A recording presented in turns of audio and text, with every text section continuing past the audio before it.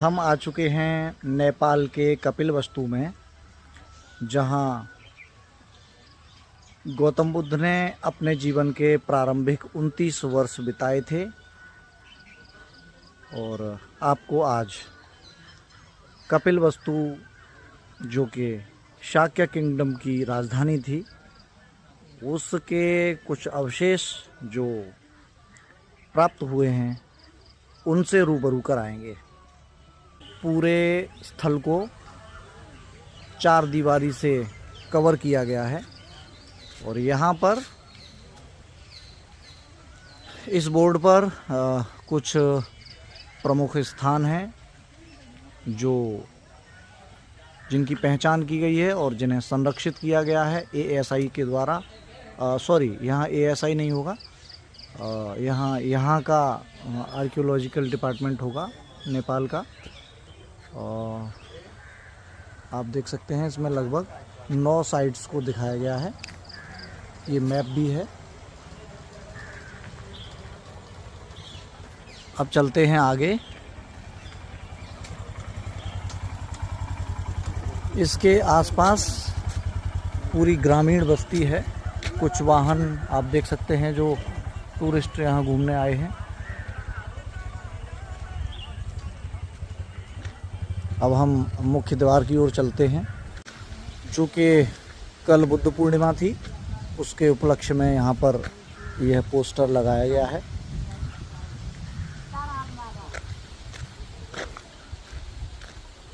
यह entry gate है। आप देख सकते हैं इस पर इस स्थल के ओपनिंग और क्लोजिंग टाइम का उल्लेख किया गया है। यह इस स्थल जो तिलौरा कोट के नाम से जाना जाता है कपिलवस्तु में, उसके बारे में इन्फॉर्मेशन है। यह नेपाली भाषा में है। यह इस स्थल का एक नक्शा है। यह वो अवशेष हैं जो यहाँ से प्राप्त हुए हैं और यह अंग्रेजी भाषा में इस स्थान के बारे में बताया गया है। इस पर लिखा है कि ये 1890 में खुदाई के द्वारा इस स्थल के बारे में पता चला और फिर जो है इसकी पहचान शाक्य किंगडम के कपिलवस्तु की राजधानी के रूप में किया गया। अब हम अंदर चलते हैं।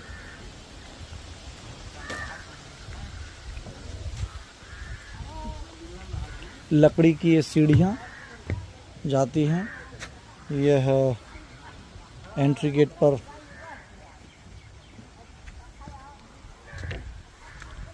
गार्ड के लिए कैबिन था। ये आप देख सकते हैं इस स्थल के प्राचीन अवशेष हैं।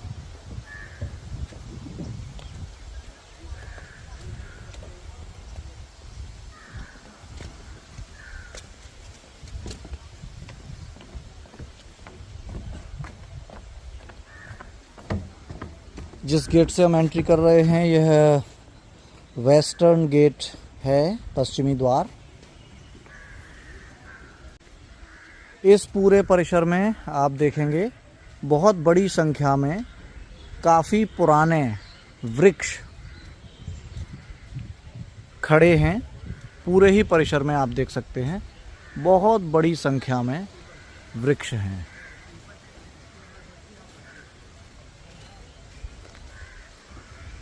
यह कपिलवस्तु तिलौरा कोट के बारे में एक इन्फॉर्मेशन है।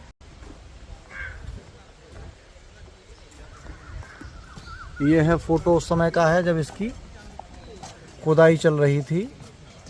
इस पर लिखा है कि excavations of the central structure complex by Rissho university and the department of archaeology between 1967 to 1977। 1967 से 1977 के दौरान यहाँ पे खुदाई हुई और ये खुदाई है 1999 यूनेस्को ने कराया है इस खुदाई को। कई बार यहाँ खुदाई हुई है।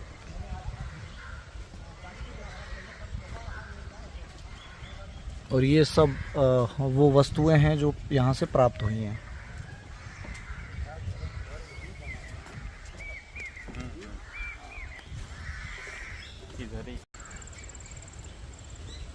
इस स्थल पर थोड़ा और आगे चलने के बाद जगह जगह पर हमें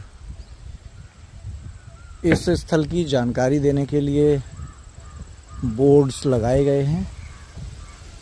यहाँ पर देखिएगा, ये है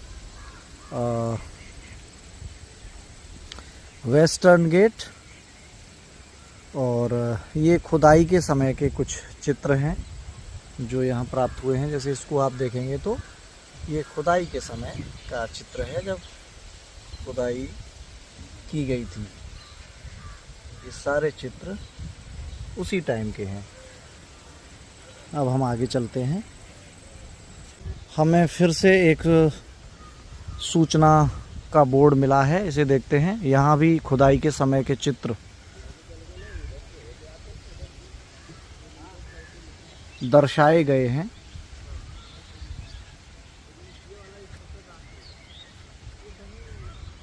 और ये एक पुराना स्ट्रक्चर आप देख सकते हैं।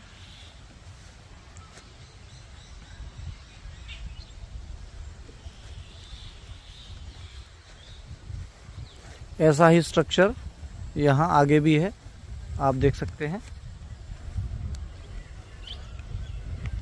आगे भी एक स्ट्रक्चर है ऐसा ही।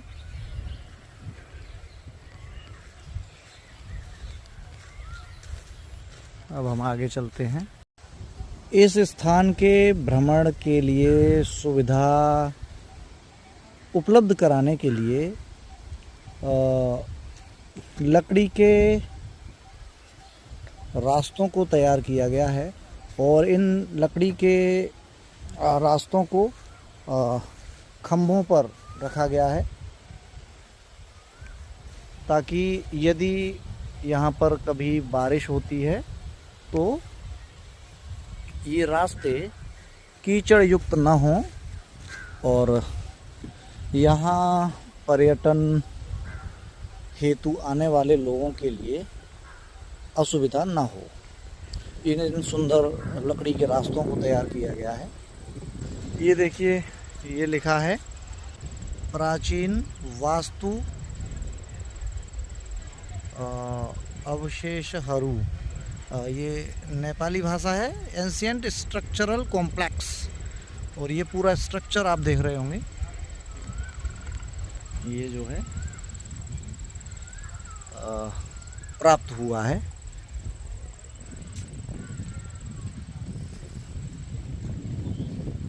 ये वृक्ष देखिएगा कितना विशाल वृक्ष है। अगर आप महसूस कर रहे हो, देख पा रहे हो, तो देखिएगा कितनी बड़ी छाया है इसकी।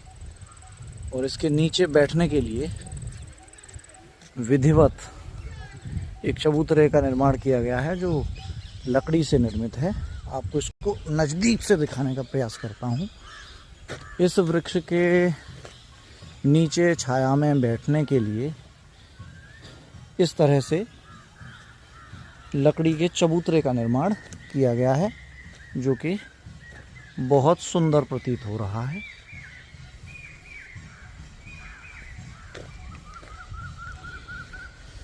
हाँ, प्रांगण बहुत बड़ा है और हम आगे चलने का प्रयास करते हैं कि ये रास्ता हमें कहाँ तक ले जाएगा।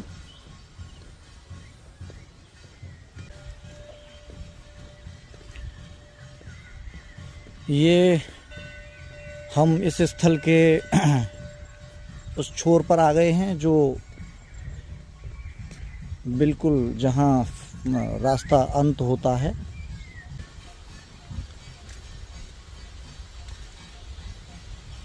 यहाँ पर आगे एक मंदिर बना है, जहाँ इस समय कुछ वाद्य यंत्रों की ध्वनि सुनाई दे रही है। संभवतः पूजा पाठ का कार्यक्रम चल रहा है। यहाँ हम देख सकते हैं तमाम मूर्तियाँ यहाँ पर हैं, जिनमें हम हाथी को देख सकते हैं। ये हाथी हैं जिन्हें संभवतः मिट्टी या पत्थर से ही बनाया गया है। मैं प्रयास करता हूँ देखने का कि पत्थर की हैं, पत्थर के ही हैं ये सारे। और ये टूट गए हैं, इसलिए इनको उपयोग से बाहर कर दिया गया है।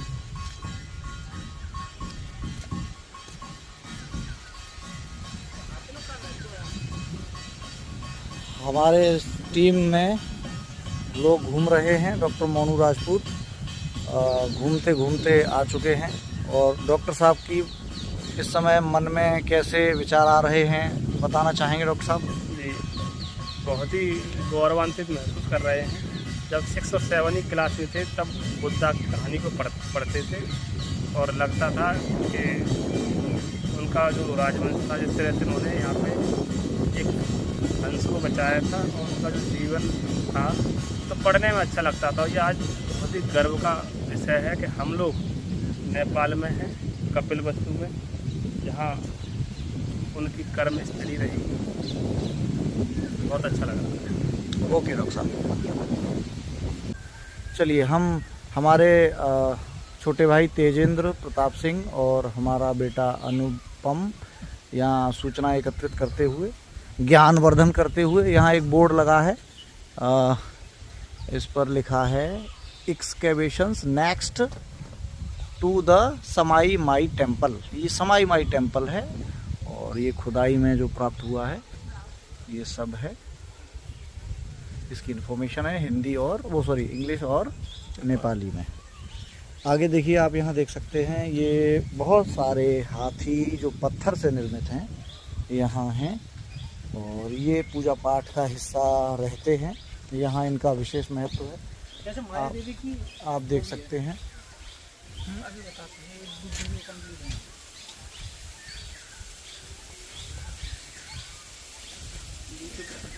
ये मंदिर है और इस मंदिर को दिखाने का आपको प्रयास करते हैं। यहाँ देखिए एक विशालकाय हाथी और यहाँ इधर तो बड़ी संख्या में है ही, यहाँ भी हाथी के साथ शेर को आप देख सकते हैं और यहाँ भी शेर को आप देख सकते हैं। और अब हम मंदिर में अंदर प्रवेश करते हैं। अंदर भी हाथी और पूजनीय शिलाओं को आप देख सकते हैं। यहाँ संभवतः ये जो वृक्ष है उसकी जड़ें इसी मंदिर के अंदर हैं और बड़ी संख्या में आप घंटियों को, त्रिशूल देख सकते हैं। चलते चलते हमें और भी स्मारकों के अवशेष प्राप्त हुए हैं। इस पर एक सूचना अंकित है जिस पर लिखा है पूर्वी द्वार और ये ईस्टर्न गेट की सूचना है।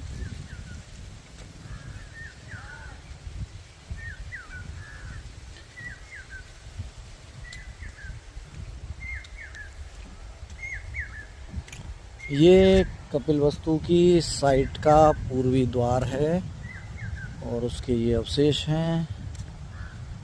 यहाँ पर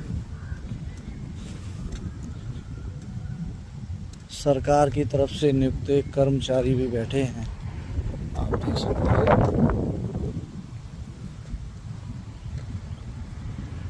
ये ईस्टर्न गेट है और इसके बाहर फिर जो है ख़त्म हो जाता है इसका मुख्य बाउंड्री। इसके पीछे ये रास्ता जाता है और चरागाह यहाँ देख सकते हैं, पशु आदि चर रहे हैं। पशु चराने वाले लोग यहाँ बैठे हैं। ये इसका रास्ता। वहाँ आप देख सकते हैं कि बड़ी संख्या में लोग आ रहे हैं। अब ये कहाँ से आ रहे हैं हम कह नहीं सकते, पूछने पर ही मालूम पड़ेगा।